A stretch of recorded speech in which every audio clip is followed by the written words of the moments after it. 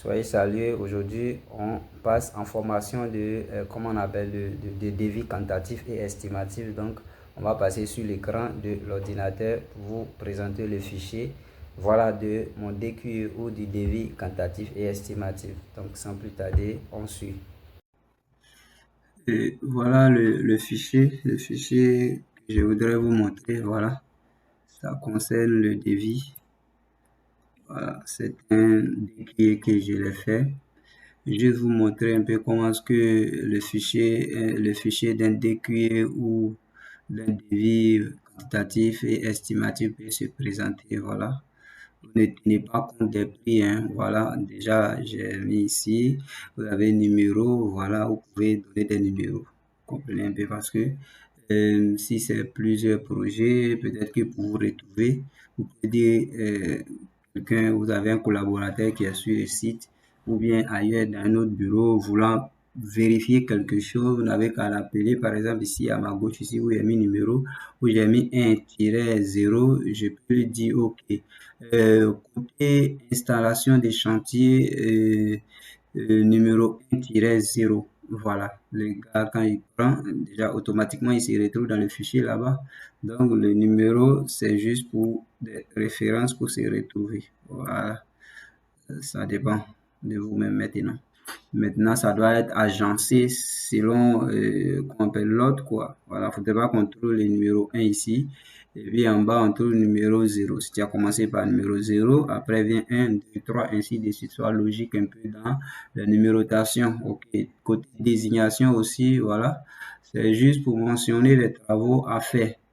Donc, quand vous voyez à votre gauche, après numéro et la désignation, voilà, mentionné ici, par exemple, on a mis installation des chantiers, démolition, implantation du bâtiment, abonnement SODECI, voilà, avec des, voilà, toutes ces lignes, c'est pour désigner ce que je vais faire, nommer un peu ce que je vais faire, voilà. Maintenant, à gauche, on dit, voilà, on a U qui désigne déjà l'unité.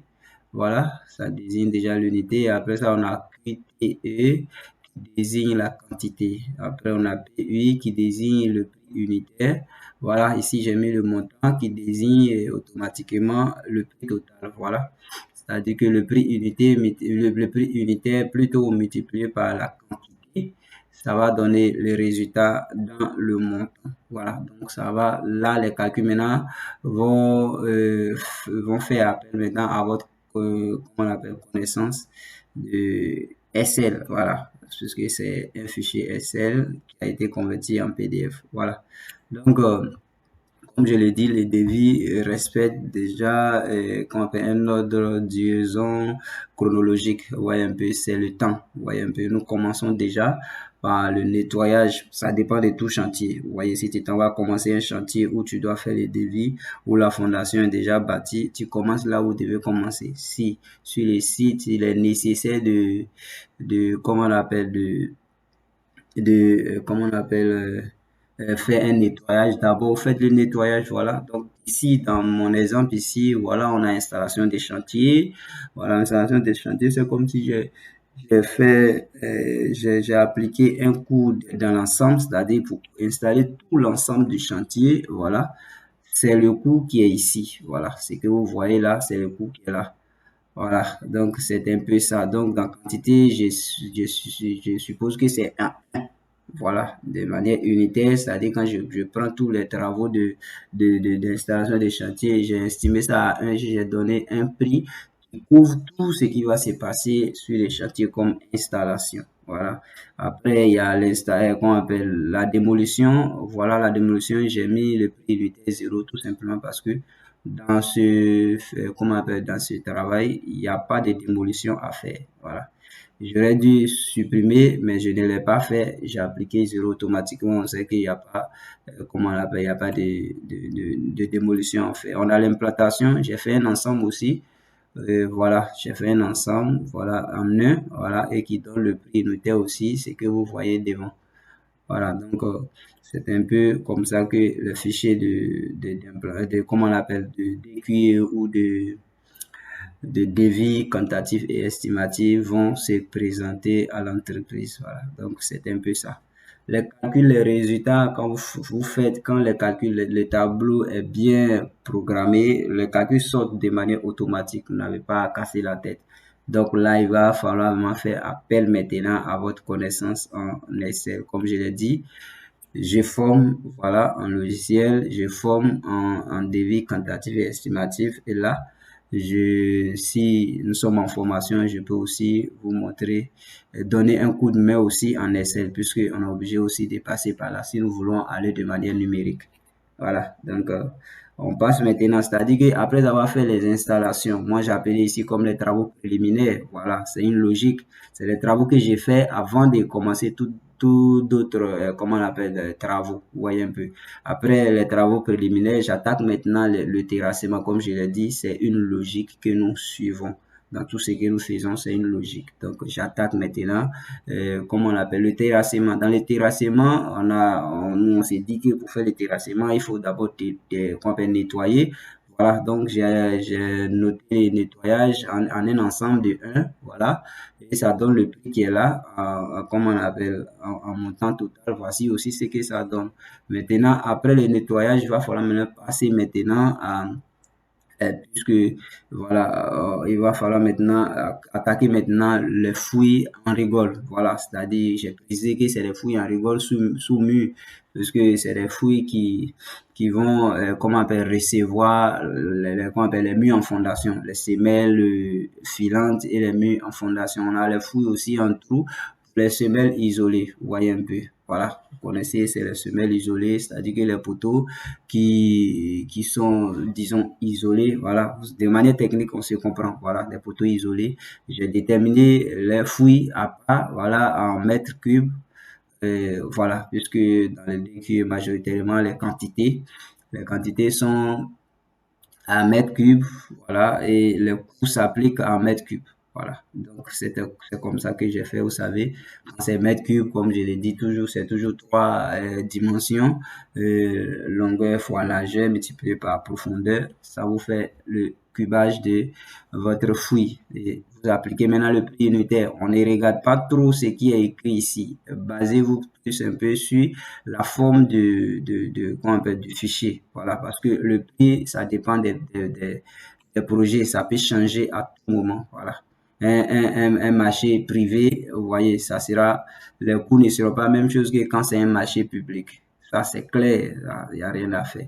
Et ça, les coûts ne seront pas aussi la même chose que les exigences que, comment on appelle, le marché demande. Vous voyez, parce que souvent, ça dépend aussi des dosages en matériel et autres, et aussi la nature de la terre, puisque ici, nous sommes déjà comment on appelle, en terrassement. Voilà. Si c'est des roches qu'on doit casser, le prix change. Donc, on ne se focalise pas sur le prix, on se focalise sur la forme. Après ça, on fait maintenant remblai sous dallage. Voilà, j'ai déterminé le remblai, c'est ce que ça donne. Ok, donc après ça maintenant, on passe maintenant au gros œuvre lui-même. Voilà, dans le gros œuvre, là, j'ai mis ouvrage en fondation. Comme je l'ai dit, c'est une logique, comme on le dit.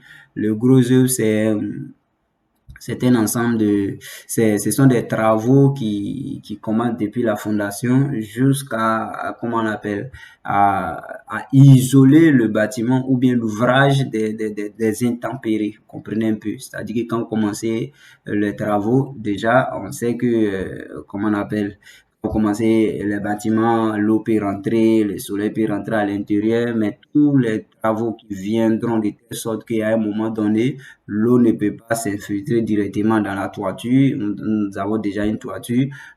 Comment on appelle, le soleil ne peut pas avoir accès directement au niveau de la toiture. C'est ça. C'est-à-dire que même la toiture fait partie aussi des grosses œuvres. Vous comprenez un peu. Donc après ça, maintenant, les travaux pour embellir comment on appelle, pour l'embellissement du bâtiment, tel que, comment on appelle, la peinture, la menuiserie, comment on appelle, au niveau des fenêtres, des baies et autres. Voilà, là, maintenant, ce sont des secondes œuvres. Voilà.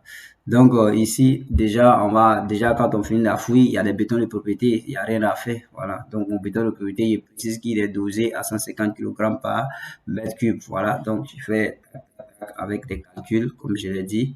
Voilà, je viens maintenant, il y a les semelles filantes et qui sont dosées aussi à 350 kg par mètre cube. Je reviens en bas, je tire mon béton, je tire mon acier, voilà.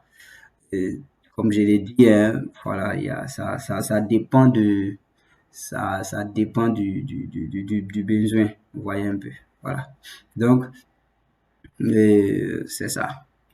Donc, ce que vous devez savoir, c'est que comment on l'appelle, en DQE déjà, vous voyez que je tire le béton, je tire l'acier. C'est les éléments, qu'on appelle principaux dans le DQE.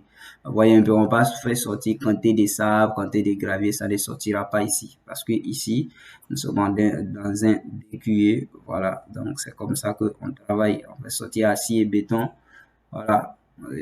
Acier et béton, coffrage, voilà. Après, maintenant, si vous passez, on vous demande maintenant de passer à un déboussé sec. Voilà, là, vous allez maintenant faire sortir maintenant toutes ces quantités-là de sable gravier pour au moins passer les commandes pour faire avancer les travaux. Voilà, après quoi, on vient maintenant sur les poteaux et les raidisseurs. Voilà, les poteaux et les raidisseurs, on dit que c'est dosé à 350 kg par mètre cube. Voilà, le dosage peut changer aussi. Donc, vous devez retenir ça. Là, les poteaux, on a le béton, on doit coffrer les poteaux. Voilà. On a l'acier aussi qui intervient. Donc, c'est comme ça qu'on fait les agencements. On a le chaînage bas. Après, si nous quittons déjà, voilà, on a le chaînage bas. Normalement, ici, il y a eu un mélangement de travail. Le chaînage bas ne devait pas intervenir parce que après le chaînage bas, je viens maintenant à mu en aglo 15 plein. Le chaînage bas est reposé sur l'aglo 15 plein. Donc, logiquement, l'aglo 15 plein doit intervenir avant le chaînage bas. Voilà. Ça, c'est ce que vous devez retenir. Voilà. Ça doit rester gradé dans la mémoire. Ça ne doit pas changer. Vous suivez une logique, voilà, c'est comme ça. Donc, maintenant, après ça, voilà, béton, coffrage, acier, ça intervient. On a le mur aussi, en aglo 15 plein, voilà, on part à mètre carré, on détermine comment on appelle, la surface de mur, un truc, en fondation. Et on va appliquer maintenant un prix unitaire sur cette surface pour donner le coût. Voilà, donc, après, maintenant, normalement, après le mur en fondation, vient chaînage bas, maintenant vient maintenant le dallage, vous voyez un peu. Donc, le dallage, on a le béton qui intervient, on a l'acier aussi qui intervient, on a le film polyane, voilà, le sachet, si on peut l'appeler ainsi, bâche noire qu'on prend pour couvrir le sol qui nous permet d'empêcher les remontées de l'humidité, voilà, dans le bâtiment. Donc, c'est ainsi qu'on travaille. Voilà, c'est une logique. Souvent, on ne t'impose pas, mais c'est une logique de travail. Tu le sais, tu sais que nous allons passer ici. Voilà. Donc, c'est un peu ça, comme si tu quittes une destination A, tu vas dans une destination Z, voilà, avant d'arriver à Z, tu sais que quand tu passes à B, tu arrives à A, il faut passer par B, C, D jusqu'à Z, c'est un truc comme ça. Donc, ça fait partie des trucs. Souvent aussi, ça dépend aussi du type de marché. Nous sommes en face. Peut-être il y a des parties qu'on ne demande pas. Peut-être dans mon marché, le chaînage bas n'intervient pas. Donc, c'est une logique. Qu'est-ce que le marché demande? C'est ce que vous devez aligner suivant l'ordre chronologique des réalisations des travaux. Voilà. Donc, voilà, après chaînage, voilà, j'ai tiré pour dire ici, c'est total des ouvrages en fondation. Donc, on a quitté la fondation, on rentre maintenant dans le, les ouvrages en élévation. Dans les ouvrages en élévation, on a les poteaux et les réducteurs qui sortent. Voilà, ça c'est de manière automatique, ça vient. Voilà, donc on a désigné les poteaux, réducteurs, voilà, béton, coffrage, comment on appelle, et les aciers. Voilà, après vient maintenant, si c'est un système poutre, qu'on appelle poteau et poutre, voilà. Vous comprenez avec moi, après les poteaux vient maintenant les poutres, voilà. Donc, après les poutres, nous avons, comment on appelle, le béton aussi dans les poutres. Voilà, ouais, c'est des répétitions. C'est-à-dire que quand je cite un élément porteur ou bien une structure, je cite un peu les composants. C'est ce qui vont me, qu'on appelle, c'est l'ensemble de quoi qui donne l'élément qu'on appelle poutre. Voilà. Comme je l'ai débuté déjà, on a l'acier, on a le béton et le coffrage pour nous permettre de donner la forme de notre poutre. Donc, c'est un peu ça qu'on cite au fur et à mesure. Voilà.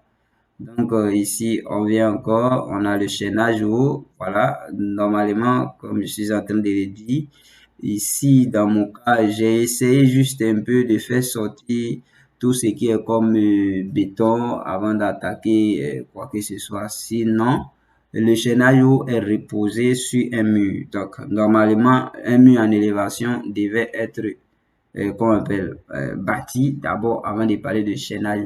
C'est ce qui est juste. Voilà. Donc, on passe maintenant comment on appelle, aux escaliers. Voilà, l'escalier, voilà, j'ai tiré l'escalier à part, j'ai fait ces calculs. Dans l'escalier, on a le béton qui intervient, on a le coffrage qui intervient, on a les aciers qui interviennent. Voilà, après ça, maintenant, puisqu'on a déjà fait les poutres hautes, avec les poteaux, on peut maintenant penser maintenant au plancher. Vous voyez un peu, le plancher à corps creux. Voilà, dans le plancher à corps creux, on a les outils qui interviennent, on a l'acier qui intervient, on a le coffrage et on a le béton. Voilà, donc c'est comme ça que j'ai cité avec les calculs qui vont avec. Voilà, le coffrage c'est toujours en mètres carrés, l'acier c'est en kilogrammes. Ouais, ailleurs on peut aller en tonnes, ça dépend. Les outils c'est en mètres carrés.